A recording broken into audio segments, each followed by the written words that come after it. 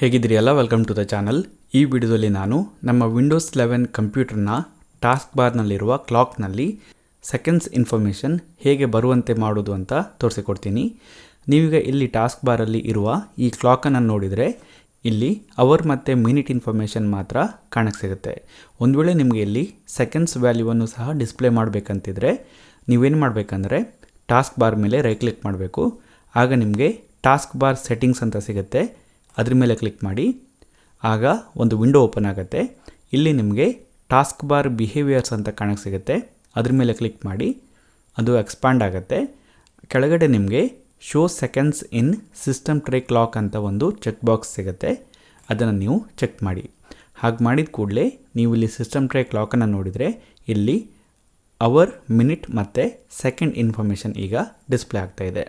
So ಇದಿಷ್ಟು ಈ ವಿಡಿಯೋದಲ್ಲಿ. ವಿಡಿಯೋ ಏನಾದರೂ ಇಷ್ಟ ಆದರೆ ಲೈಕ್ ಮಾಡಿ, ಇಲ್ಲಾಂದರೆ ಡಿಸ್ಲೈಕ್ ಮಾಡಿ. ಏನಾದರೂ ಹೇಳಬೇಕಂತಿದ್ರೆ ಅದನ್ನು ಕಮೆಂಟ್ ಮಾಡಿ. ಇದೇ ರೀತಿ ಬೇರೆ ವಿಡಿಯೋಸ್ಗಳನ್ನ ನೋಡೋದಕ್ಕೆ ನನ್ನ ಚಾನಲ್ಗೆ ಸಬ್ಸ್ಕ್ರೈಬ್ ಮಾಡಿ.